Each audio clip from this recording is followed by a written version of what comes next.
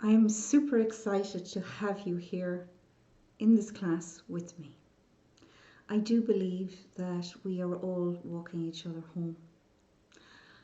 As an empath myself, I have struggled for years to make sense of the overwhelm, the anxiety, the feelings of loneliness, of being different that come as part and parcel of the empath's life, the empath's way, and the traits that we hold.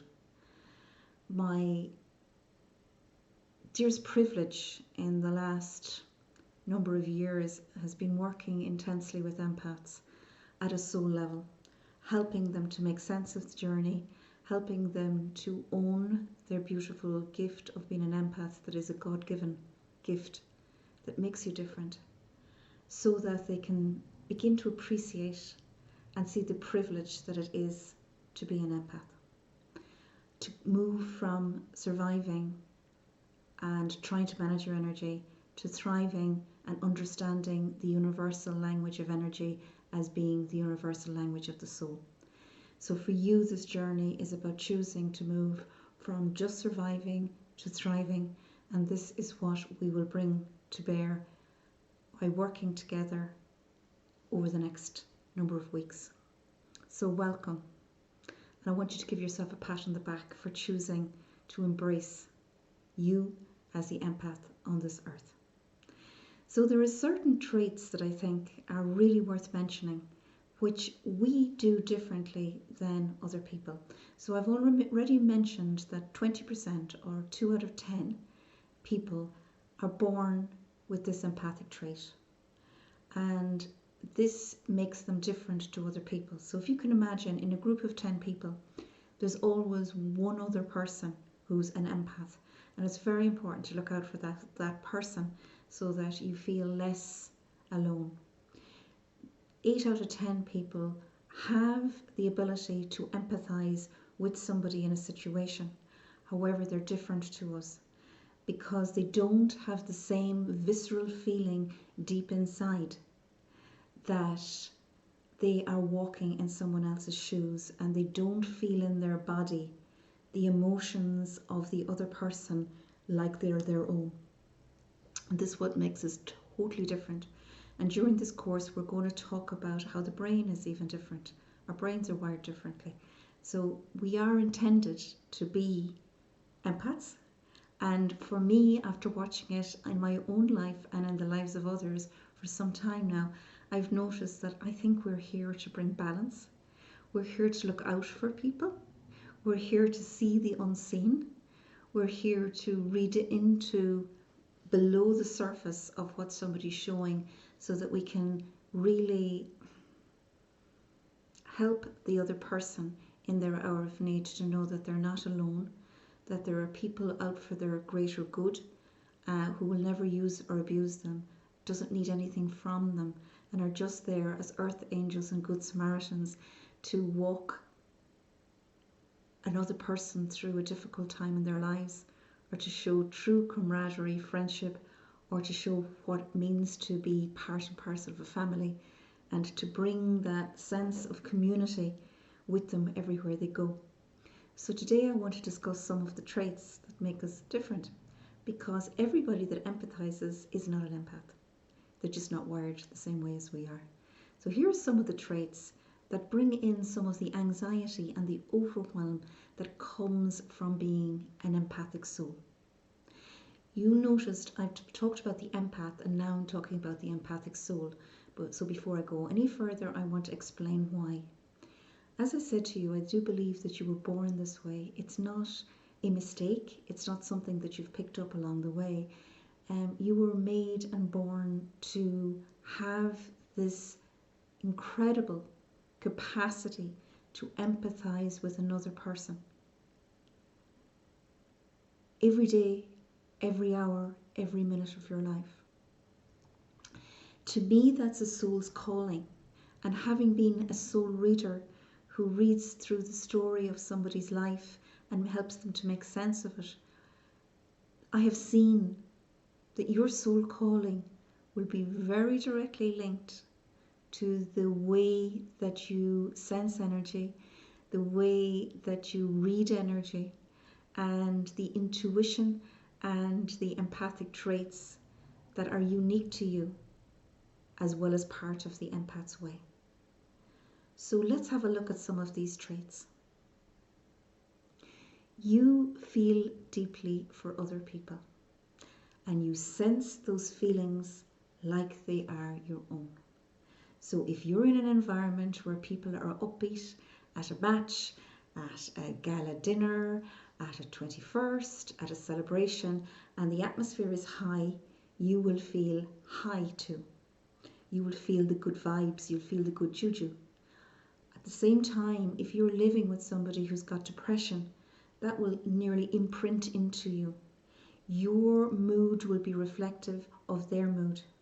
Your state of being will be affected by their state of being in a very real way, unless you mind your energy body.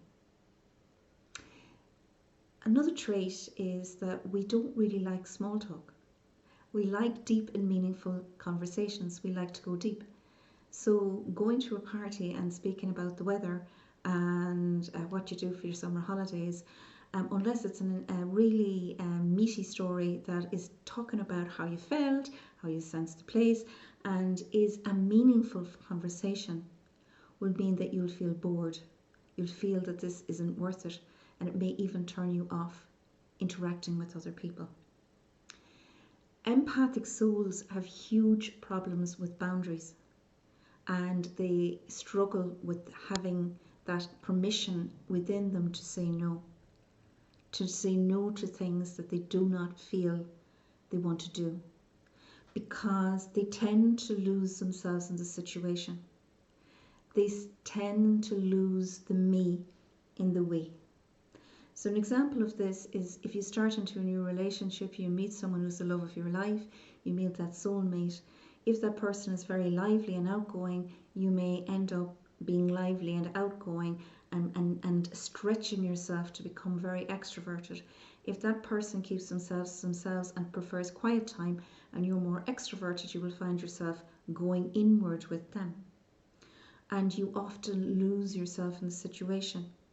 So for those who don't like going out very much and they meet this person who's full of the joys of spring and loves going out, loves socialising, they may have huge difficulties in saying, no, this doesn't suit me this Friday night, this feels like overwhelm for me. So that inability to have boundaries and to say no often results in huge overwhelm, a huge sense of loss of our identity as we merge with the identity of somebody else.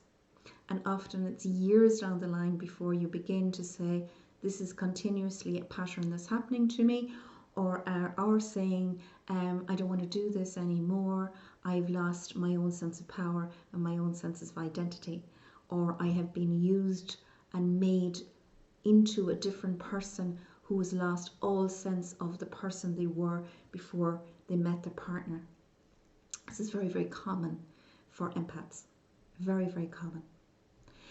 Conflict is very difficult, and that is why we do not like conversations that result in us having to bear our soul, and to say to somebody, look, I don't agree with you. I don't like what you're saying. This doesn't resonate with me.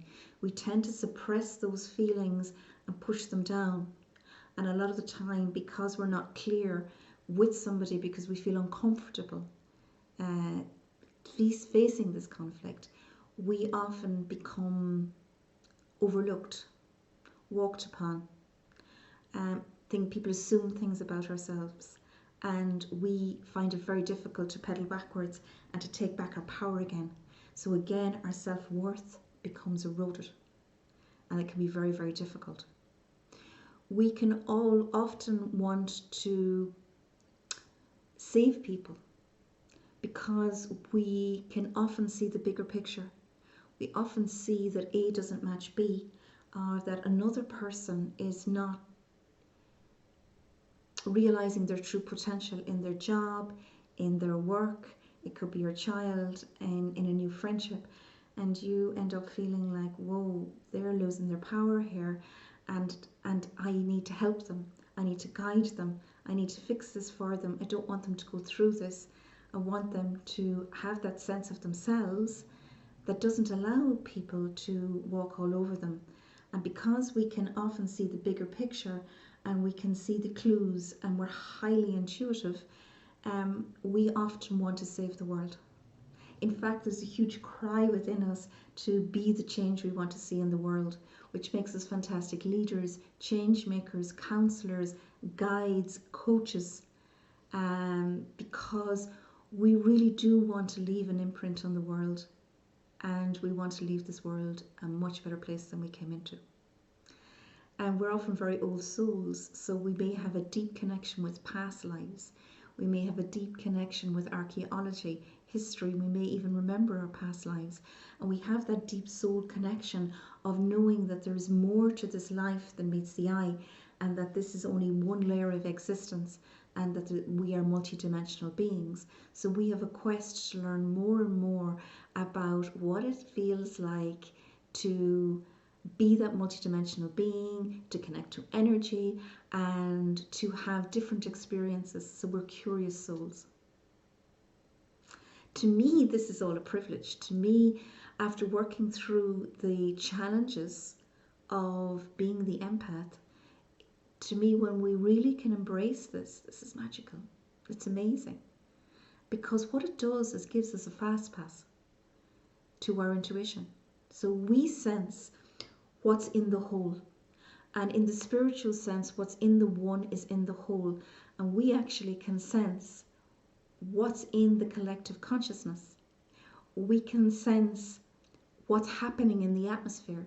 We can sense the energy in a room. We can sense the energy that is in the moon cycle changes, in the cosmic shift changes. We can sense the energy shifts. We can feel when we're beside the sea that feeling of well-being from the ions coming off the water.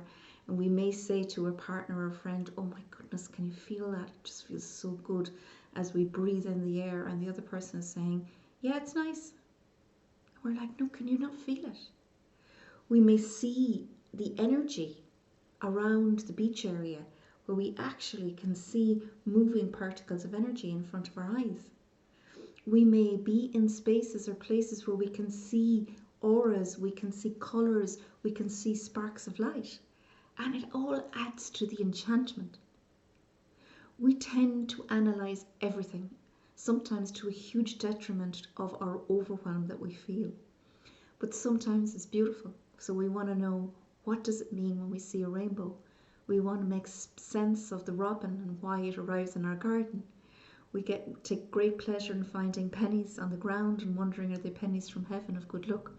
So we're into superstition. We're into working out all the little pieces of the jigsaw to see where they lead us to. And it's absolutely a magical and a mystical journey when we embrace the truth of who we are. So we're all different, and how we sense the energy around us is different. But what I can tell you is that fast pass to our intuition that I talked about is an integral part of you, because your number one language is the language of energy. So when you meet somebody, you meet their energy first, and then you will start to read into their tone, how they're dressed, how they present. And for us, it's all about, does A match B? Is there something missing in this? Is this truth? Is this something that I can trust? Does this feel real? And does this feel right? So we are truth seekers, and we spend a lifetime really trying to make sense of this world and to find the truth. And this makes us delve into deep quests of self-reflection. And this is part of our journey together, this self-reflection, to learn more and more and more about this beautiful soul that has come on this earth to embrace their soul story. So you have a unique soul story. It's written in the Akashic Records. It's written in your book of life. And each time you unpeel a layer of you, like you will cut an onion, and there is more and more layers, as you start to take the outside layers in, you realize You could cut and cut and cut until you come to the core. Each time that we embrace the true nature of our being, we actually claim back another little bit of our self-worth through our own self-acceptance. And this walk into the curiosity of our soul is vital for our evolution, because otherwise we feel confused. You see, it's all about making sense. How do I make sense of me? How do I make sense of the journey? How do I make sense of why we're on earth? Why am I on earth? What am I here for? How long will I stay? What is death? What is the meaning of it all? So our life is completely a quest for meaning for ourselves, and a meaning for the journey that other people are on as well, as we try our best to be there for other people, to lend a helping hand in a real and meaningful way. Having known what it's like to feel the aloneness of maybe not being like the other kids in your family, and maybe being misunderstood, often leaves a deep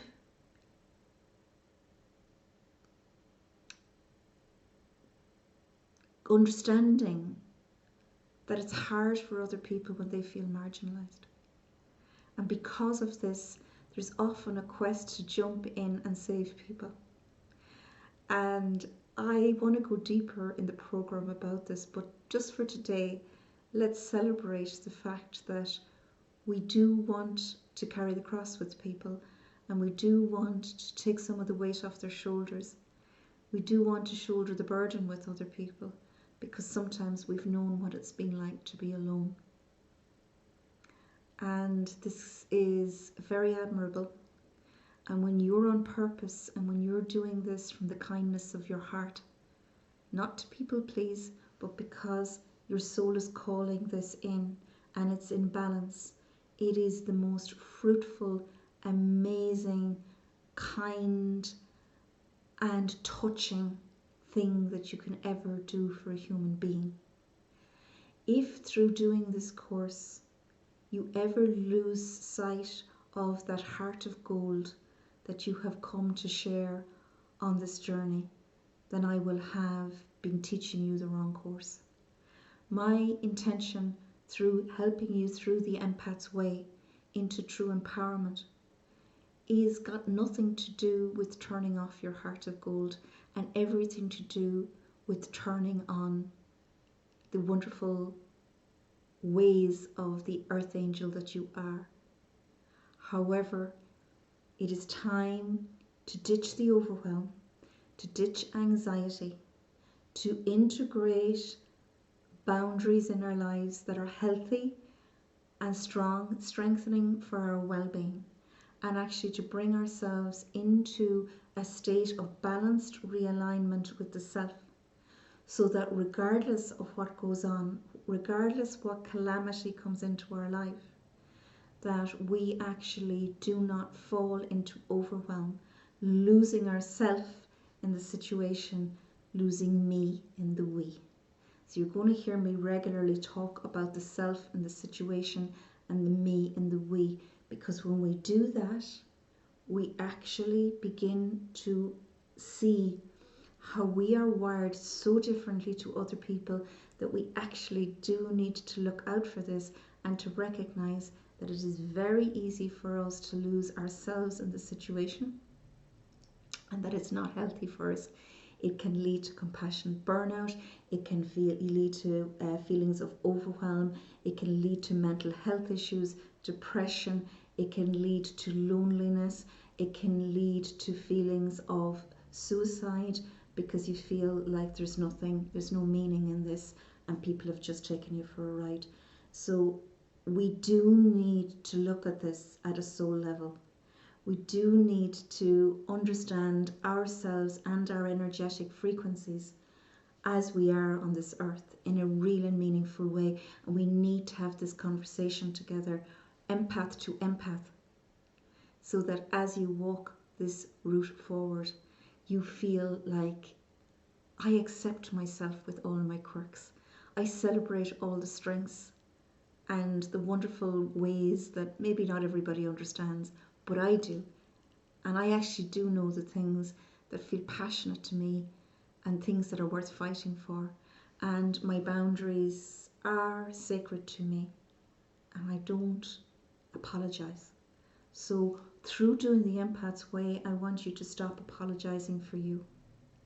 I want you to rise up and reclaim that self worth, ridding yourself of energetic overload, finding ways to ground, to stand tall, to be you, and to feel that you have the freedom and that you can give yourself permission to show up as you are on this earth and to embrace the higher self with the higher vibration frequency that you hold and the highest aspect of light that is something that's very important for you to tune into, so that you realized the best version of yourself that you can be. Whoa, we've just covered a lot of ground, and these are some of the traits of the empath. And one of the things that I spoke about was the fact that we are constantly reading the world through the eyes of energy. So we walk into a room and we sense, does this feel okay in here? Does it not feel okay? We sit beside somebody and it can feel gloomy or not. We go into a forest and we will feel ourselves lift up, because nature really does cleanse, clear and lift us. We go to the sea, we have that beautiful euphoric feeling. We go into a sacred space, a church, a retreat centre, someplace holy, and we actually feel that sense of peace and calm that descends and soothes us and allows us to come in to ourselves. All of these things are just beautiful. And the only thing that's difficult in it is because we are reading the situation all the time, we're reading the energy all the time, we come often to a place inside ourselves where we're exhausted. It's difficult because we're sussing all the time, we're reading all the time. We are trying to make sense of things all the time. And that energy of constantly doing this is exhausting, which means that sometimes we need to close the door, retreat into our sacred space or our bedroom and let the world go. And we need to become introverted, introspective. We need to come from the world of the internet, the world of noise, the world of external stimuli and other people's energy, and we actually need to come in to the inner net of our being, the inner network and the sacred sanctum of our souls, through meditation, through quietness, through alone time, so that we can actually work out, how do I actually tap back into my energy, and how do I take me back from the collective we? How do I take all my energy back to me, sit in stillness and start again? How do I differentiate between my energy and someone else's energy? And I say this to you because a lot of empaths struggle deeply with the feeling like, oh my God, I'm wrecked again. I need to go to bed again. Maybe I'm coming down with depression. There's something wrong with me. When really somebody needs to say to you that there are times that with no explanation needed, with no permission slip required, and without any big reading into the situation of why am I getting tired, why am I getting overwhelmed, why am I feeling I can't keep going, that we recognize that this is really important for us to be able to pull ourselves back in to ourselves and to take rest, because we've been working really hard energetically in the interactions we've had during the day, in trying to navigate the sensory experience that is part and parcel of life, and that actually we need to take the sensory overload away, come back into a quieter space and recalibrate our aura and refuel our energy body in a real and meaningful way. And when we do that, it's incredible, because what happens is our energy refuels quickly and we bounce back up. But if we continuously turn up without actually having that retreat space in our lives, a time of quiet reflection and a time to think, we actually end up burning out and we end up actually getting ill with many different things that happen to our body because we're not listening, and the cells of our body are just feeling burnt out, energetically toxified with every stimuli coming in and bombarding our energy field over and over and over again, and we are like these little sponges soaking it all up. So this is important. This is very, very important. And each of us take in energy in a different way. We are many kinds of empaths, and each of us is unique. So we are going to discuss the type of empath that you may be at a soul level. And it's an empowering journey. It's a wonderful journey. And it's a journey that takes courage, takes time, takes patience, and it's a journey that will require from you a deep acceptance of the self and the quirky ways you turn up as you on this earth in your own unique way. And the biggest stretch that you will be asked to do in our 12-week program together is to look at something very, very special. And that is, you are unique. There is only one of you that has ever been created. There is no competition. Nobody has ever walked your paths before, and nobody ever will have your footprint on this earth. So just know that your journey is a journey of exploration of the soul. It's a journey of unfolding. It's a journey of becoming. And you just need to know that you're worthy of this journey, and that every part of you is designed and seeded before you ever come on this earth to be the empathic soul that you are. Every experience has added to you, and every experience has opened another one of those layers of the onion. It has peeled you back more. It has opened you more. And even though some of those could have been challenging, this is the journey you were always supposed to go on. It's just now that it's time. And we've met one another along our path, and we are sacredly walking one another home. So let's walk this journey with love, self-love. Let's make this journey a worthy journey, a journey of self-worth. And let's rise up and claim the soul essence that has always been there and is waiting for you, is calling you home as we walk each other home on this soul journey.